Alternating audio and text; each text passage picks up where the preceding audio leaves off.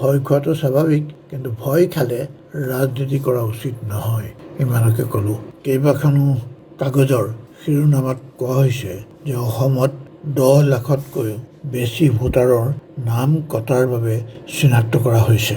কথাটো ইমান সহজ নহয়, কাৰণ চিনাক্ত কৰিবলৈ হ'লে আপোনাৰ ঘৰলৈ BLO আহি খবৰ ল'ব যে আপোনাৰ আগৰ ভোটাৰখিনি আছে নে নাই এতিয়া ইয়াত, বা BLOক কোনোবাই খবৰ দিব লাগিব যে এইখিনি ভোটাৰ ইয়াত নাই, এওঁলোক ইয়াৰ পৰা গৈছে, এওঁলোক মৃত, বা তেওঁলোকে নিজৰ নাম অন্য এটা সমষ্টিত পঞ্জীভূত কৰিছে।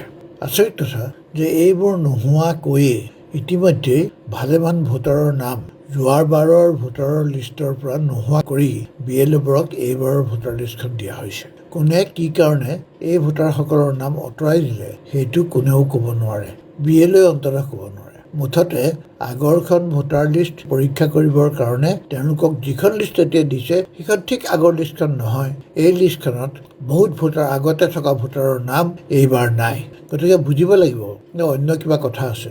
আমি খবৰ লৈ গম পাইছোঁ যে এই গোটেই প্ৰক্ৰিয়াটো কেন্দ্ৰীয়ভাৱে চলোৱা হৈছে। ইয়াত স্থানীয় BLOই হওক বা আন অফিচাৰ হওক, তেওঁলোকৰ কোনো কাম নাই। গতিকে ৰাইজে জানিব লাগে যে বিহাৰৰ দৰে অসমৰ নিৰ্বাচনো অসমৰ ৰাইজ আৰু নিৰ্বাচন কমিশ্যনৰ মাজত হ'ব, আৰু তাত নিৰ্বাচন কমিশ্যন জিকাটো খাটাং। এইটো দেখিও বিৰোধী দলসমূহে যদি নিৰ্বাচন আয়োগ পৰিষ্কাৰ কৰিব লাগে বুলি ততালিকে আন্দোলন আৰম্ভ নকৰে, বুজিব লাগিব ক'ৰবাত কেনা আছে, তেখেতসকলে চাগে ভয় খাইছে নেকি। ভয় খোৱাটো স্বাভাৱিক, কিন্তু ভয় খালে ৰাজনীতি কৰা উচিত নহয়, ইমানকে ক'লোঁ। ধন্যবাদ।